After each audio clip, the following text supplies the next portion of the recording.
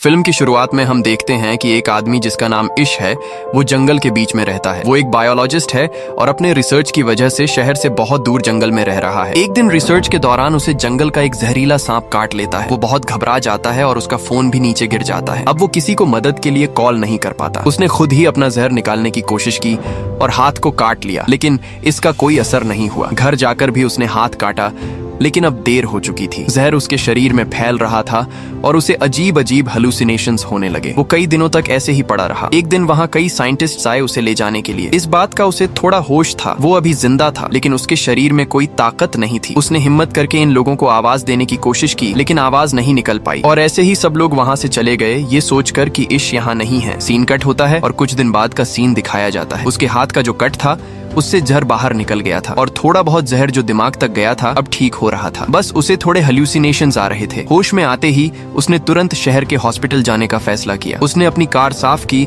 और शहर की तरफ निकल पड़ा, लेकिन एक अजीब बात उसने देखी कि सड़कों पर कोई कार नहीं थी। और जब वो शहर पहुंचा तो वहाँ कोई हलचल नहीं थी। उसे एक भी जिंदा इंसान दिखाई नहीं दिया। सारी बिल्डिंग्स खाली पड़ी थी। ये देखकर वो घबरा गया। यहाँ एक पैंडेमिक फैल चुका था। ये पैंडेमिक इतना खतरनाक था कि कुछ ही दिनों में पूरी पॉपुलेशन को खत्म कर दिया। इश बायोलॉजिस्ट था। उसने समझा कि वो कई दिनों तक पॉपुलेशन से दूर रहा, इसीलिए ये बीमारी उस पर अटैक नहीं कर पाई और वो बच गया। अब तो पॉपुलेशन ही खत्म हो चुकी थी, मतलब यहाँ कोई गवर्नमेंट नहीं थी और किसी चीज का कोई मालिक भी नहीं था। इश को तुरंत अपने पेरेंट्स का ख्याल आया। कार चलाते हुए जब वो घर पहुंचा तो देखा कि उसके पेरेंट्स कई दिनों से मरे पड़े थे और उनके बॉडीज की हालत भी बहुत बुरी हो चुकी थी। लेकिन फिर उसने हिम्मत की और घर के बाहर कब्र खोदकर उन्हें दफना दिया। इसके बाद भी उसने पूरा शहर देख डाला, कोई और सर्वाइवर जिंदा नहीं था। ये सोचकर उसने दूसरे शहर जाने का फैसला किया। उसने लास वेगस जाने का प्लान बनाया। कुछ जरूरी सामान और एक गन लेकर वो निकल पड़ा, लेकिन जो ब्रिज लास वेगस जाता था वो भी सील्ड था। वो बहुत गुस्से में आया और लंबा रास्ता लिया। जैसे ही वो लास वेगस पहुंचा देखा कि यहाँ भी सब लोग मर चुके थे। मॉल्स, बड़े होटल्स, कैसीनो सब खाली पड़े थे। थककर वो एक होटल में चला गया। उसने वहाँ रात बिताई और महंगी चीजों का मजा लिया, क्योंकि अब सब चीजें उसके लिए फ्री थी। उसे उम्मीद ही नहीं थी कि अब कोई मिलेगा, लेकिन अगली रात उसे दो लोग मिले। ये दोनों भी बीमारी से बच गए थे। लड़की ने अपनी दुख भरी कहानी सुनाई कि उसने अपने परिवार को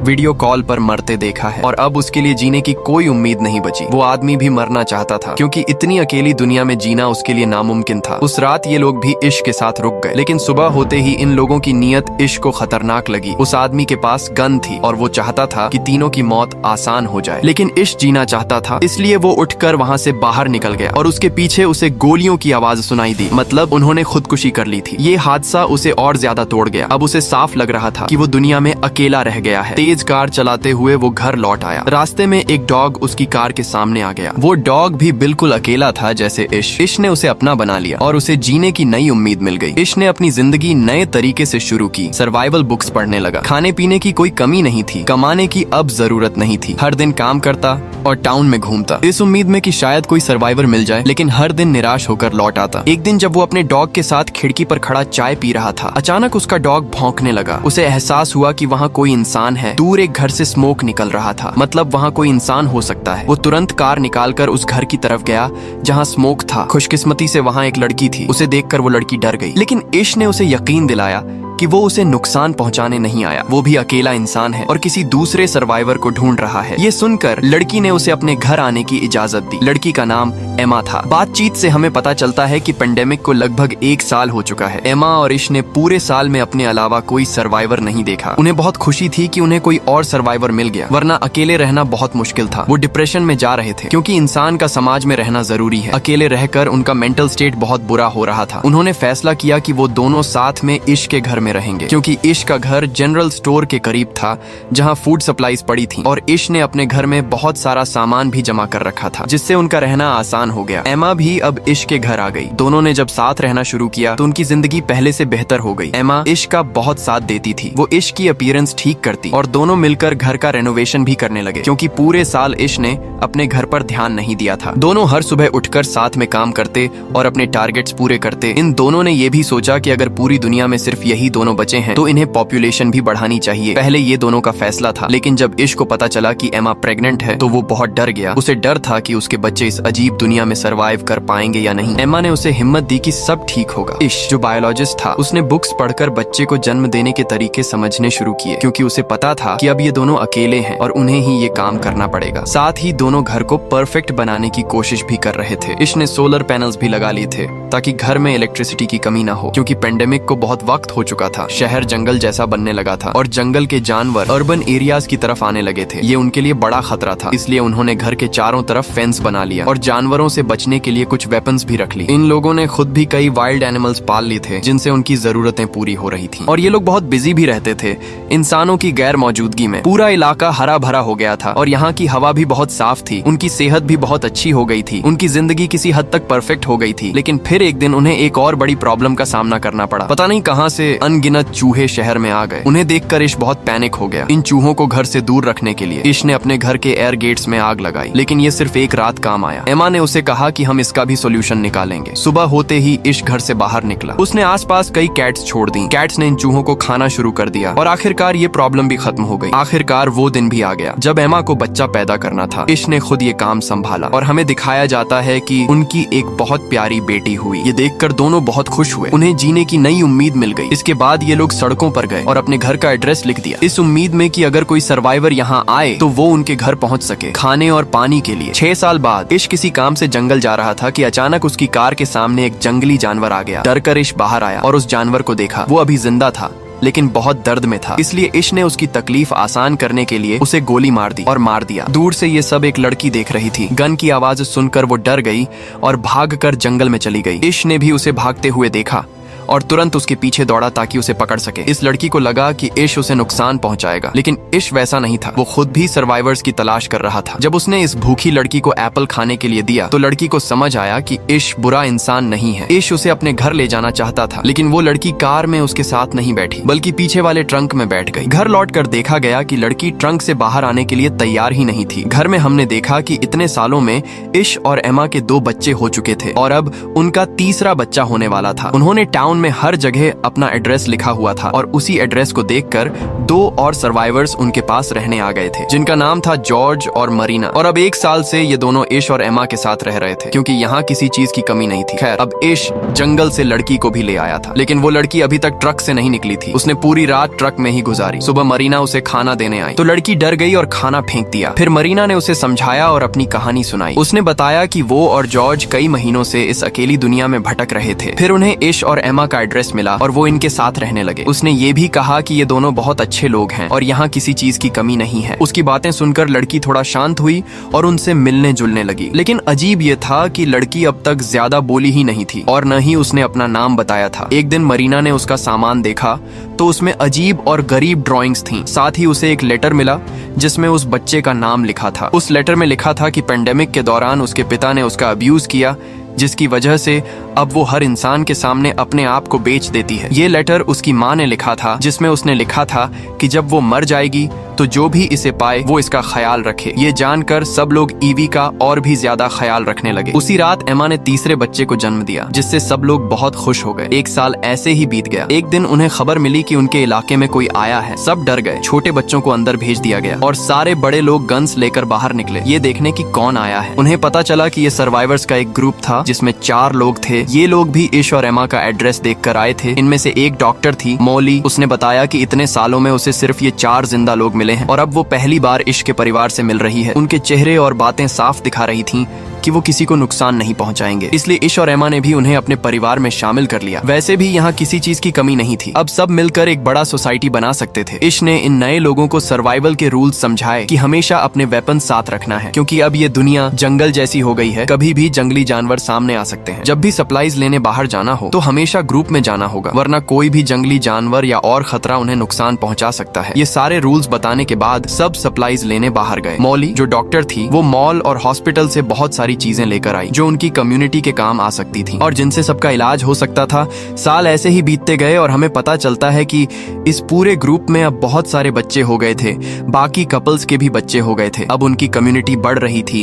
इश अपने बच्चों को पढ़ाता था और उन्हें बताता था कि पहले कम्युनिटीज कैसी होती थी, इंसान कैसे सरवाइव करता था। वो उन्हें सिखाता था ताकि आगे चलकर उन्हें कोई मुश्किल न हो। उनकी जिंदगी सामान्य तरीके से चल रही थी। घर के चारों तरफ पूरा जंगल था और एक दिन उसी जंगल से एक बहुत बड़ा लायन उनके घर में घुस आया। शुक्र था कि सही समय पर इश की नजर उस पर पड़ गई। इश बच्चों को बचाने वहां पहुंचा, लेकिन लायन ने उस पर हमला कर दिया। इससे पहले कि बाकी लोग कुछ कर पाते, लायन ने उसे बुरी तरह घायल कर दिया। ये देखकर सब घबरा गए। जब सब वहां पहुंचे तो लायन वहां से भाग गया। एमा ने इश की हालत देखकर गुस्से में गन उठाई और जंगल में जाकर उस लायन को मार डाला। वक्त रहते सबने मिलकर मोली की मदद से इश की जान बचा ली और फिर उसका इलाज शुरू हुआ। कई हफ्तों के बाद इश पहले जैसा ठीक हो गया। अब 17 साल बीत चुके थे। सबके बच्चे अब जवान हो गए थे। हमें पता चलता है कि इतने सालों बाद इश की सबसे बड़ी बेटी हैदर अपने ग्रुप के एक लड़के के करीब आने लगी। उनकी दोस्ती बहुत गहरी हो गई थी और किसी को उनकी दोस्ती पर ऐतराज नहीं था, क्योंकि अब तो इन्हें आपस में रिश्ते बनाने ही थे। हैदर और वो लड़का अब इस दुनिया को एक्सप्लोर करना चाहते थे और ये उम्मीद रखते थे कि शायद और सर्वाइवर्स मिल जाएं। इसलिए वो टाउन से बाहर जाना चाहते थे। किसी को भी इसमें ऐतराज नहीं था। सबने उन्हें गन्स और जरूरी चीजें दी और सफर पर भेज दिया। लेकिन उनके जाने के बाद एक और प्रॉब्लम खड़ी हो गई। उनके पास सारे रिसोर्सेज थे, लेकिन अब पानी की कमी सामने आने लगी। डैम पर जाकर उन्हें पता चला कि डैम का पानी खत्म हो रहा है और ये प्रॉब्लम उनके लिए जानलेवा साबित हो सकती थी। कुछ दिन बाद एक और सर्वाइवर्स का ग्रुप उनके इलाके में आया। उनके पास 2 ट्रक्स थे, लेकिन उनके पास पेट्रोल की कमी थी, जिसके लिए वो इश से मांगने आए थे। बदले में उन्होंने कहा कि हम तुम्हारी पानी की प्रॉब्लम सॉल्व कर सकते हैं, क्योंकि हमारे पास ड्रिल मशीन है और जमीन खोदकर अब भी पानी निकाला जा सकता है। इश को ये ऑफर बुरा नहीं लगा। उसने इन लोगों को अपनी कम्युनिटी में रख लिया, लेकिन सबको चेतावनी दी कि सावधान रहना, संभव है ये सर्वाइवर्स खतरनाक हों। फिर दिखाया जाता है कि अब ये लोग इश के घर में ड्रिलिंग कर रहे थे डील के हिसाब से। कई दिनों की मेहनत के बाद आखिरकार पानी निकल आया और सब बहुत खुश हुए। डील पूरी हो गई। इश के लोगों ने उन्हें ऑयल भी दे दिया और उस रात सबने मिलकर सेलिब्रेशन किया। सुबह होते ही इन लोगों को यहाँ से निकलना था, लेकिन इश ने देखा कि इस ग्रुप का लीडर चार्ली रात में चुपके से उनके एक कमरे से बाहर निकल रहा था और बाहर एक आदमी उसे देख रहा था। जब वो जाकर देखता है तो उसे पता चलता है कि उसने ईवी को टॉर्चर किया है। इश ने तुरंत अपनी पूरी कम्युनिटी को इसके बारे में बता दिया। ये सचमुच बहुत खतरनाक था। ईवी ने बताया कि चार्ली कह रहा था कि अब वो यहाँ से कहीं नहीं जाएगा, क्योंकि यहाँ बहुत सारे सप्लाईज हैं और उसके पास बहुत सारे गन्स भी हैं। ये सुनकर सब डर गए और इश को लगा कि अब उसे चार्ली को मार देना चाहिए। अगर वो चार्ली को नहीं मारेगा तो चार्ली पूरी कम्युनिटी को खत्म कर देगा, जिसे इतने सालों बाद बनाया गया है। सब चार्ली को मारने का इंतजार कर रहे थे, लेकिन कुछ लोगों ने कहा कि इस दुनिया में वैसे ही बहुत कम लोग बचे हैं। अगर हम चार्ली को मार देंगे तो पॉपुलेशन और भी कम हो जाएगी। तब इश ने कहा कि अगर हमने चार्ली को नहीं मारा तो हम सब भी मर जाएंगे। फिर सबने एक प्लान बनाया और बाहर जाकर चार्ली को चारों तरफ से घेर लिया। चार्ली कुछ कह पाता उससे पहले इश ने हथौड़े से उसकी जान ले ली और उसे दफना दिया। ये सब करने के बाद इश को बहुत बुरा लग रहा था। उसने पहली बार अपनी सर्वाइवल के लिए किसी को मारा था। वो जानता था कि ये गलत नहीं है। उसने ये सब अपनी कम्युनिटी को बचाने के लिए किया। फिर भी उसका मन दुखी था। सुबह होते ही इश और सबने चार्ली की ग्रुप को बताया कि उन्होंने उनके लीडर चार्ली को मार दिया है, क्योंकि उसने उनकी कम्युनिटी की एक लड़की को टॉर्चर किया था। चार्ली की मौत सुनकर उसका पूरा ग्रुप दुखी नहीं हुआ, बल्कि कुछ लोगों ने कहा कि चार्ली ने लीडर बनकर बहुत फायदा उठाया था। वो अपनी ग्रुप की लड़कियों को भी टॉर्चर करता था, इसलिए सब चार्ली की मौत से खुश थे, सिवाय उसके दोस्त के, जिसने बहुत गुस्से में चिल्लाकर विरोध किया। इश ने अब चार्ली के पूरे ग्रुप से कहा कि हमें किसी से दुश्मनी नहीं है, तुम सब यहाँ शांति से रह सकते हो, लेकिन ये लड़का नहीं, क्योंकि इसमें भी मुझे चार्ली जैसी ही गंध आ रही है। ये हमारे लिए खतरा बन सकता है। बाकियों की राय भी यही थी। सज्जा के तौर पर उन्होंने चार्ली के दोस्त को अपनी कम्युनिटी से बाहर निकाल दिया। शुरू में वो लड़का भाग निकला, लेकिन बाद में समझ गया कि वो अकेला बाहर सरवाइव नहीं कर पाएगा, इसलिए वो वापस आया। लेकिन इश ने अपनी कम्युनिटी की सिक्योरिटी के लिए